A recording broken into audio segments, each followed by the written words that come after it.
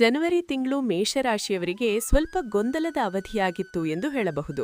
ಆ ತಿಂಗಳಲ್ಲಿ ಮಂಗಳ ಗ್ರಹದ ಅತಿಯಾದ ಪ್ರಭಾವದಿಂದ ಮನಸ್ಸಿನಲ್ಲಿ ಅಥುರತೆ, ನಿರ್ಧಾರಗಳಲ್ಲಿ ತಾಳ್ಮೆಯ ಕೊರತೆ, ಮಾತಿನಲ್ಲಿ ಕಠಿಣತೆ ಮತ್ತು ಸಂಬಂಧಗಳಲ್ಲಿ ಸಣ್ಣ ಸಣ್ಣ ಸಂಘರ್ಷಗಳು ಕಾಣಿಸಿಕೊಂಡವು. ಬಹುಪಾಲು ಜನರಿಗೆ ಆರಂಭಿಸಬೇಕೆಂದಿದ್ದ ಕಾರ್ಯಗಳು ತಡವಾದವು, ನಿರೀಕ್ಷಿಸಿದ್ದ ಫಲಿತಾಂಶ ತಕ್ಷಣ ಸಿಗಲಿಲ್ಲ ಮತ್ತು ತಮ್ಮ ಶ್ರಮವನ್ನು ಜನರು ಗುರುತಿಸದೇ ಇರುವ ಅನುಭವವು ಕೆಲವರಿಗೆ ಆಗಿತ್ತು. ಜನವರಿಯಲ್ಲಿ ಆತ್ಮವಿಶ್ವಾಸ ಇದ್ದರೂ ಸಹ ಅದನ್ನು ಸರಿಯಾದ ದಿಕ್ಕಿನಲ್ಲಿ ಬಳಸಲು ಪರಿಸ್ಥಿತಿ ಸಂಪೂರ್ಣವಾಗಿ ಸಹಕಾರ ನೀಡಲಿಲ್ಲ. ಹಲವರು ತಮ್ಮದೇ ಮನಸ್ಸಿನ ಒಳಗಿನ ಗೊಂದಲಗಳಿಂದಾಗಿ ಅವಕಾಶಗಳನ್ನು ಸರಿಯಾಗಿ ಬಳಸಿಕೊಳ್ಳಲಿಲ್ಲ. ಆದರೂ ಆ ತಿಂಗಳು ಒಂದು ಮುಖ್ಯ ಪಾಠವನ್ನು ನೀಡಿತು. ಅದೇನೆಂದರೆ ತಾಳ್ಮೆ, ಯೋಜನೆ ಮತ್ತು ಸಮಯದ ಮಹತ್ವ. ಇದೀಗ ಫೆಬ್ರವರಿ ತಿಂಗಳು ಪ್ರವೇಶಿಸುತ್ತಿದೆ. ಈ ತಿಂಗಳ ಶಕ್ತಿ ಸಂಪೂರ್ಣವಾಗಿ ವಿಭಿನ್ನವಾಗಿದೆ. ಜನವರಿಯಲ್ಲಿದ್ದ ಆಂತರಿಕ ಒತ್ತಡ ನಿಧಾನವಾಗಿ ಕರಗುತ್ತಾ ಹೋಗಿ ಮನಸ್ಸಿನಲ್ಲಿ ಸ್ಪಷ್ಟತೆ ಮತ್ತು ದೃಢತೆ ಬೆಳೆಯುವ ಸಮಯ ಇದು. ಈ ತಿಂಗಳಲ್ಲಿ ಸೂರ್ಯನ ಸಂಚಾರ ನಿಮ್ಮ ಏಕಾಗ್ರತೆಯನ್ನು ಹೆಚ್ಚಿಸುವ ರೀತಿಯಲ್ಲಿ ಕಾರ್ಯನಿರ್ವಹಿಸುತ್ತದೆ. ಸೂರ್ಯ ನಿಮ್ಮ ಲಾಭಸ್ಥಾನಕ್ಕೆ ಸಂಬಂಧಿಸಿದ ಭಾಗವನ್ನು ಸ್ಪರ್ಶಿಸುವ ಕಾರಣ ನಿಮ್ಮಲ್ಲಿ ನಾಯಕತ್ವ ಗುಣಗಳು ಇನ್ನಷ್ಟು ಸ್ಪಷ್ಟವಾಗಿ ಹೊರಹೊಮ್ಮುತ್ತವೆ. ಜನರು ನಿಮ್ಮ ಮಾತಿಗೆ ಕಿವಿ ಕೊಡುತ್ತಾರೆ, ನಿಮ್ಮ ಅಭಿಪ್ರಾಯಕ್ಕೆ ಮೌಲ್ಯ ಕೊಡುತ್ತಾರೆ ಮತ್ತು ನಿಮ್ಮ ಉಪಸ್ಥಿತಿ ಗಮನ ಸೆಳೆಯುವ ರೀತಿಯಲ್ಲಿ ಕಾಣಿಸುತ್ತದೆ. ಜನವರಿಯಲ್ಲಿ ನೀವು ಅನುಭವಿಸಿದ ನಿರ್ಲಕ್ಷ್ಯ ಭಾವನೆ ಫೆಬ್ರವರಿಯಲ್ಲಿ ನಿಧಾನವಾಗಿ ದೂರವಾಗುತ್ತದೆ. ಶನಿ ಗ್ರಹದ ಪ್ರಭಾವ ಈ ತಿಂಗಳಲ್ಲಿ ನಿಮ್ಮ ಮೇಲೆ ಪರೀಕ್ಷೆಯ ರೂಪದಲ್ಲಿ ಅಲ್ಲ, ಬದಲಾಗಿ ಶಿಸ್ತು ಕಲಿಸುವ ಗುರು ರೂಪದಲ್ಲಿ ಕಾರ್ಯನಿರ್ವಹಿಸುತ್ತದೆ. ಅಂದರೆ ನೀವು ತಾಳ್ಮೆಯಿಂದ ಕ್ರಮಬದ್ಧವಾಗಿ ಕೆಲಸ ಮಾಡಿದರೆ ಶನಿ ನಿಮಗೆ ದೀರ್ಘಕಾಲದ ಸ್ಥಿರ ಫಲಿತಾಂಶಗಳನ್ನು ಕೊಡಲು ಸಿದ್ಧವಾಗಿದೆ. ಜನವರಿಯಲ್ಲಿ ಮಾಡಿದ ಕೆಲವು ತಪ್ಪು ನಿರ್ಧಾರಗಳು ಈಗ ಪಾಠವಾಗಿ ಕೆಲಸ ಮಾಡುತ್ತವೆ. ಫೆಬ್ರವರಿಯಲ್ಲಿ ನೀವು ಮತ್ತೆ ಅದೇ ತಪ್ಪುಗಳನ್ನು ಮರಳಿಸುವ ಸಾಧ್ಯತೆ ಕಡಿಮೆಯಾಗುತ್ತದೆ, ಏಕೆಂದರೆ ಅನುಭವದಿಂದ ಬಂದ ಜ್ಞಾನ ನಿಮ್ಮ ನಿರ್ಧಾರಗಳಲ್ಲಿ ಕಾಣಿಸಿಕೊಳ್ಳುತ್ತದೆ. ಗುರುಗ್ರಹ ಈ ತಿಂಗಳಲ್ಲಿ ನಿಮ್ಮ ಬುದ್ಧಿಶಕ್ತಿ ಮತ್ತು ವಿವೇಕವನ್ನು ಉತ್ತೇಜಿಸುವ ಕಾರ್ಯ ಮಾಡುತ್ತದೆ. ವಿಶೇಷವಾಗಿ ಅಧ್ಯಯನ, ಯೋಜನೆ, ಭವಿಷ್ಯ ಗುರಿಗಳ ಬಗ್ಗೆ ಚಿಂತನೆ ಮಾಡುವವರಿಗೆ ಇದು ಅತ್ಯಂತ ಅನುಕೂಲಕರ ಕಾಲ. ರಾಹು ಮತ್ತು ಕೇತುಗಳ ಪ್ರಭಾವ ಈ ತಿಂಗಳಲ್ಲಿ ಮನಸ್ಸಿನಲ್ಲಿ ಕೆಲವು ಅಸ್ಪಷ್ಟ ಭಯಗಳನ್ನು ಉಂಟುಮಾಡಬಹುದು. ಕೆಲವೊಮ್ಮೆ ನೀವು ನಿಮ್ಮದೇ ಸಾಮರ್ಥ್ಯದ ಮೇಲೆ ಅನುಮಾನ ಪಡುವ ಸಂದರ್ಭಗಳು ಬರಬಹುದು. ಆದರೆ ಇದು ಶಾಶ್ವತ ಸ್ಥಿತಿ ಅಲ್ಲ, ಇದು ಕೇವಲ ಕ್ಷಣಿಕ ಮನೋಭಾವ. ಈ ಸಮಯದಲ್ಲಿ ಆತ್ಮವಿಶ್ವಾಸವನ್ನು ಕಾಪಾಡಿಕೊಳ್ಳುವುದು ಬಹಳ ಮುಖ್ಯ. ನೀವು ಮನಸ್ಸನ್ನು ಸ್ಥಿರವಾಗಿಟ್ಟುಕೊಂಡರೆ ಈ ಗ್ರಹಗಳ ಪ್ರಭಾವದಿಂದ ಉಂಟಾಗುವ ಗೊಂದಲಗಳನ್ನು ಸುಲಭವಾಗಿ ನಿಯಂತ್ರಿಸಬಹುದು. ಮಂಗಳ ಗ್ರಹದ ಶಕ್ತಿ ಫೆಬ್ರವರಿಯಲ್ಲಿ ಹೆಚ್ಚು ಸಮತೋಲನದಲ್ಲಿರುತ್ತದೆ. ಜನವರಿಯಂತೆ ಅತಿಯಾದ ಆವೇಶ ಇಲ್ಲ, ಬದಲಾಗಿ ನಿಯಂತ್ರಿತ ಶಕ್ತಿ ಇದೆ. ಇದು ನಿಮ್ಮ ಕೆಲಸಗಳಲ್ಲಿ ಚುರುಕನ್ನು ನೀಡುತ್ತದೆ, ಆದರೆ ಗೊಂದಲವನ್ನು ಕಡಿಮೆ ಮಾಡುತ್ತದೆ. ಫೆಬ್ರವರಿಯ ಮೊದಲಾರ್ಧದಲ್ಲಿ ನೀವು ನಿಧಾನವಾಗಿ ನಿಮ್ಮ ಜೀವನದ ಚಕ್ರ ಮತ್ತೆ ಸರಿಯಾದ ದಾರಿಗೆ ಬರುತ್ತಿರುವುದನ್ನು ಅನುಭವಿಸುತ್ತೀರಿ. ಮೊದಲ ಕೆಲವು ದಿನಗಳಲ್ಲಿ ಇನ್ನೂ ಜನವರಿಯ ಮನೋಭಾವದ ಪ್ರಭಾವ ಸ್ವಲ್ಪ ಮಟ್ಟಿಗೆ ಮುಂದುವರಿಯಬಹುದು. ಕೆಲವು ವಿಷಯಗಳಲ್ಲಿ ಅನುಮಾನ, ನಿರೀಕ್ಷೆ ಮತ್ತು ವಾಸ್ತವದ ಮಧ್ಯೆ ವ್ಯತ್ಯಾಸ ಕಾಣಬಹುದು. ಆದರೆ ತಿಂಗಳ ಮಧ್ಯಭಾಗದ ನಂತರ ಒಂದು ಸ್ಪಷ್ಟವಾದ ಬದಲಾವಣೆ ಆರಂಭವಾಗುತ್ತದೆ. ನಿರ್ಧಾರಗಳಲ್ಲಿ ದೃಢತೆ ಬರುತ್ತದೆ, ಮಾತನಾಡುವ ಶೈಲಿ ಹೆಚ್ಚು ಸೌಮ್ಯವಾಗುತ್ತದೆ ಮತ್ತು ಸಂಬಂಧಗಳಲ್ಲಿ ಉಂಟಾಗಿದ್ದ ಅಂತರ ನಿಧಾನವಾಗಿ ಕಡಿಮೆಯಾಗುತ್ತದೆ. ಎರಡನೇ ಅರ್ಧದಲ್ಲಿ ಹೊಸ ಅವಕಾಶಗಳು ಸ್ಪಷ್ಟವಾಗಿ ಕಾಣಿಸಿಕೊಳ್ಳುತ್ತವೆ, ವಿಶೇಷವಾಗಿ ವೃತ್ತಿ ಮತ್ತು ಹಣಕಾಸು ಕ್ಷೇತ್ರದಲ್ಲಿ. ಧನ ಮತ್ತು ಹಣಕಾಸು ವಿಷಯದಲ್ಲಿ ಫೆಬ್ರವರಿ ತಿಂಗಳು ಎಚ್ಚರಿಕೆಯ ಜೊತೆಗೆ ಅವಕಾಶಗಳನ್ನು ನೀಡುತ್ತದೆ. ಜನವರಿಯಲ್ಲಿ ಅನೇಕರು ಅನಿರೀಕ್ಷಿತ ಖರ್ಚುಗಳಿಂದ ಬಳಲಿದ್ದರು. ವೈದ್ಯಕೀಯ ವೆಚ್ಚ, ಕುಟುಂಬದ ಅಗತ್ಯಗಳು ಅಥವಾ ತುರ್ತು ಪರಿಸ್ಥಿತಿಗಳು ಹಣವನ್ನು ಬೇಡಿಕೊಂಡಿದ್ದವು. ಫೆಬ್ರವರಿಯಲ್ಲಿ ಆ ಒತ್ತಡ ನಿಧಾನವಾಗಿ ಕಡಿಮೆಯಾಗುವ ಸಾಧ್ಯತೆ ಇದೆ. ಆದಾಯದ ಮೂಲಗಳು ಸ್ಥಿರವಾಗುತ್ತವೆ. ಕೆಲವರಿಗೆ ಹೊಸ ಆದಾಯದ ಅವಕಾಶಗಳು ಕಾಣಿಸಬಹುದು, ವಿಶೇಷವಾಗಿ ತಮ್ಮ ಕೌಶಲ್ಯವನ್ನು ಆಧಾರವಾಗಿ ಬಳಸುವವರು. ಆದರೆ ಈ ತಿಂಗಳಲ್ಲಿ ದೊಡ್ಡ ಹೂಡಿಕೆಗಳು ಮಾಡುವ ಮುನ್ನ ಸಾಕಷ್ಟು ಯೋಚನೆ ಅಗತ್ಯ. ಕೆಲವು ದಿನಗಳಲ್ಲಿ ಅತಿಯಾದ ವಿಶ್ವಾಸದಿಂದ ಹಣವನ್ನು ಸಾಲಕ್ಕೆ ನೀಡುವ ಅಥವಾ ಅನಗತ್ಯ ಖರ್ಚು ಮಾಡುವ ಪ್ರೇರಣೆ ಬರಬಹುದು. ಈ ಸಂದರ್ಭದಲ್ಲಿ ತಾಳ್ಮೆ ಅಗತ್ಯ.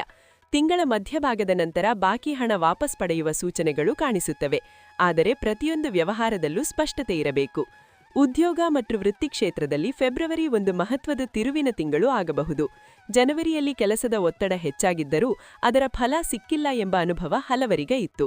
ಫೆಬ್ರವರಿಯಲ್ಲಿ ಅದೇ ಶ್ರಮಕ್ಕೆ ಗುರುತಿನ ಸಾಧ್ಯತೆ ಹೆಚ್ಚಾಗುತ್ತದೆ. ಮೇಲಾಧಿಕಾರಿಗಳ ಗಮನ ನಿಮ್ಮ ಕೆಲಸದ ಮೇಲೆ ಬೀಳುತ್ತದೆ. ಹೊಸ ಜವಾಬ್ದಾರಿಗಳು ಬರುವ ಸೂಚನೆಗಳಿವೆ. ಕೆಲವರಿಗೆ ಸ್ಥಾನ ಬದಲಾವಣೆ ಅಥವಾ ಹೊಸ ವಿಭಾಗಕ್ಕೆ ವರ್ಗಾವಣೆಯಾಗುವ ಸಾಧ್ಯತೆ ಇದೆ. ಉದ್ಯೋಗ ಹುಡುಕುತ್ತಿರುವವರಿಗೆ ಈ ತಿಂಗಳ ಎರಡನೇ ಅರ್ಧ ವಿಶೇಷವಾಗಿ ಅನುಕೂಲಕರ. ಸಂದರ್ಶನಗಳಿಗೆ ಕರೆ ಬರುವ, ಅರ್ಜಿ ಹಾಕಿದ ಸ್ಥಳಗಳಿಂದ ಪ್ರತಿಕ್ರಿಯೆ ಸಿಗುವ ಸೂಚನೆಗಳಿವೆ. ಆದರೆ ಈ ಸಮಯದಲ್ಲಿ ಒತ್ತಡವೂ ಸಹ ಹೆಚ್ಚಾಗಬಹುದು, ಏಕೆಂದರೆ ಜವಾಬ್ದಾರಿಗಳೊಂದಿಗೆ ನಿರೀಕ್ಷೆಯೂ ಹೆಚ್ಚಾಗುತ್ತದೆ. ಮನಸ್ಸನ್ನು ಸಮತೋಲನದಲ್ಲಿಟ್ಟುಕೊಳ್ಳುವುದು ಮುಖ್ಯ. ವ್ಯಾಪಾರ ಮತ್ತು ಹೂಡಿಕೆ ಕ್ಷೇತ್ರದಲ್ಲಿ ಫೆಬ್ರವರಿ ತಿಂಗಳು ಲಾಭ ಮತ್ತು ಪಾಠ ಎರಡನ್ನೂ ನೀಡುವ ತಿಂಗಳು. ಜನವರಿಯಲ್ಲಿ ಮಾಡಿದ ಕೆಲವು ನಿರ್ಧಾರಗಳು ನಿಮಗೆ ಅನುಭವವನ್ನು ನೀಡಿವೆ. ಫೆಬ್ರವರಿಯಲ್ಲಿ ಆ ಅನುಭವದ ಆಧಾರದ ಮೇಲೆ ನೀವು ಹೆಚ್ಚು ಪ್ರೌಢ ನಿರ್ಧಾರಗಳನ್ನು ತೆಗೆದುಕೊಳ್ಳುತ್ತೀರಿ. ಹೊಸ ಒಪ್ಪಂದಗಳು, ಹೊಸ ಗ್ರಾಹಕರು ಅಥವಾ ಹೊಸ ಆಲೋಚನೆಗಳು ಈ ತಿಂಗಳಲ್ಲಿ ಮೂಡಿಬರುವ ಸಾಧ್ಯತೆಯಿದೆ. ಆದರೆ ಎಲ್ಲ ಅವಕಾಶಗಳು ತಕ್ಷಣ ಲಾಭ ಕೊಡುತ್ತವೆ ಎಂದು ಭಾವಿಸಬಾರದು. ಕೆಲವೊಂದು ಯೋಜನೆಗಳಿಗೆ ಸಮಯ ಬೇಕಾಗುತ್ತದೆ. ಅತಿಯಾದ ಆತುರದಲ್ಲಿ ದೊಡ್ಡ ಮೊತ್ತ ಹೂಡಿಕೆ ಮಾಡುವುದು ತಪ್ಪು. ಚಿಕ್ಕ ಚಿಕ್ಕ ಹಂತಗಳಲ್ಲಿ ಮುಂದೆ ಸಾಗುವುದು ಉತ್ತಮ. ಈ ತಿಂಗಳಲ್ಲಿ ಮಾತಿನ ಮೂಲಕ ವ್ಯವಹಾರ ನಡೆಸುವವರು ಹೆಚ್ಚು ಜಾಗರೂಕರಾಗಿರಬೇಕು, ಏಕೆಂದರೆ ತಪ್ಪು ಸಂವಹನದಿಂದ ತಪ್ಪು ಅರ್ಥಗಳು ಮೂಡಿಬರುವ ಸಾಧ್ಯತೆಯಿರುತ್ತದೆ. ವಿವಾಹ ಮತ್ತು ಪ್ರೇಮ ಜೀವನದಲ್ಲಿ ಫೆಬ್ರವರಿ ತಿಂಗಳು ಭಾವನಾತ್ಮಕವಾಗಿ ಮಹತ್ವದ ಕಾಲ. ಜನವರಿಯಲ್ಲಿ ಉಂಟಾಗಿದ್ದ ಅರ್ಥಭ್ರಾಂತಿ, ನಿರ್ಲಕ್ಷ್ಯ ಭಾವನೆ ಅಥವಾ ದೂರವು ಫೆಬ್ರವರಿಯಲ್ಲಿ ನಿಧಾನವಾಗಿ ಕರಗಲು ಆರಂಭವಾಗುತ್ತದೆ. ಸಂಗಾತಿಯೊಂದಿಗೆ ಮಾತುಕತೆ ಸುಧಾರಿಸುತ್ತದೆ. ನಿಮ್ಮ ಮನಸ್ಸಿನ ಮಾತುಗಳನ್ನು ಸರಿಯಾದ ಶಬ್ದಗಳಲ್ಲಿ ಹೇಳಲು ಸಾಧ್ಯವಾಗುತ್ತದೆ. ಪ್ರೇಮ ಸಂಬಂಧದಲ್ಲಿರುವವರಿಗೆ ಇದು ಸಂಬಂಧವನ್ನು ಗಂಭೀರವಾಗಿ ಪರಿಗಣಿಸುವ ಸಮಯ. ಆದರೆ ಈ ತಿಂಗಳಲ್ಲಿ ಒಂದು ಎಚ್ಚರಿಕೆಯೂ ಇವೆ. ಅತಿಯಾದ ನಿರೀಕ್ಷೆ ಅಥವಾ ಅತಿಯಾದ ಅನುಮಾನ ಸಂಬಂಧವನ್ನು ದುರ್ಬಲಗೊಳಿಸಬಹುದು. ಹೀಗಾಗಿ ಪರಸ್ಪರ ವಿಶ್ವಾಸವನ್ನು ಬೆಳೆಸಿಕೊಳ್ಳುವುದು ಬಹಳ ಮುಖ್ಯ. ವಿವಾಹವಾಗಲು ಯೋಚಿಸುತ್ತಿರುವವರಿಗೆ ತಿಂಗಳ ಎರಡನೇ ಅರ್ಧದಲ್ಲಿ ಉತ್ತಮ ಸೂಚನೆಗಳು ಕಾಣಿಸುತ್ತವೆ. ಕುಟುಂಬದ ಒಪ್ಪಿಗೆ ಪಡೆಯಲು ಪ್ರಯತ್ನ ಮಾಡುವವರಿಗೆ ಸಹಕಾರಿ ಪರಿಸ್ಥಿತಿ ನಿರ್ಮಾಣವಾಗಬಹುದು. ಕುಟುಂಬ ಮತ್ತು ಗೃಹ ಜೀವನದಲ್ಲಿ ಫೆಬ್ರವರಿ ಒಂದು ಸಮತೋಲನ ತರುವ ತಿಂಗಳು. ಜನವರಿಯಲ್ಲಿ ಮನೆಯೊಳಗಿನ ಸಣ್ಣ ಸಣ್ಣ ವಿಷಯಗಳು ದೊಡ್ಡದಾಗಿ ತೋರಿಸಿಕೊಂಡಿರಬಹುದು. ಮಾತು ತಪ್ಪಾಗಿ ಅರ್ಥವಾದಿರಬಹುದು. ಆದರೆ ಫೆಬ್ರವರಿಯಲ್ಲಿ ಕುಟುಂಬದ ಸದಸ್ಯರ ನಡುವೆ ಸಮನ್ವಯ ಹೆಚ್ಚಾಗುತ್ತದೆ.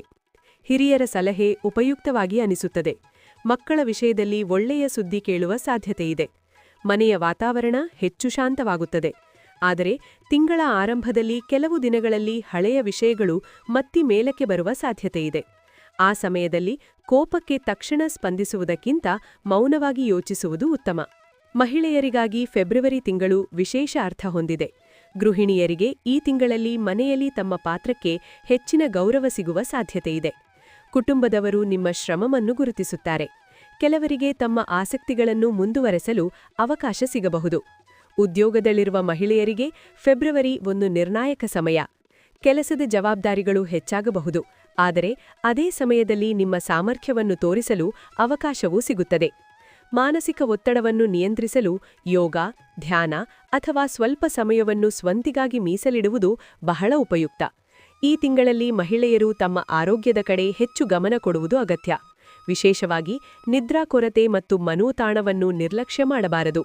ಆರೋಗ್ಯದ ದೃಷ್ಟಿಯಿಂದ ಫೆಬ್ರವರಿ ತಿಂಗಳು ಸಾಮಾನ್ಯವಾಗಿ ಸ್ಥಿರವಾಗಿದ್ದರೂ ವಾರವಾರು ಕೆಲವು ಎಚ್ಚರಿಕೆಗಳು ಅಗತ್ಯ.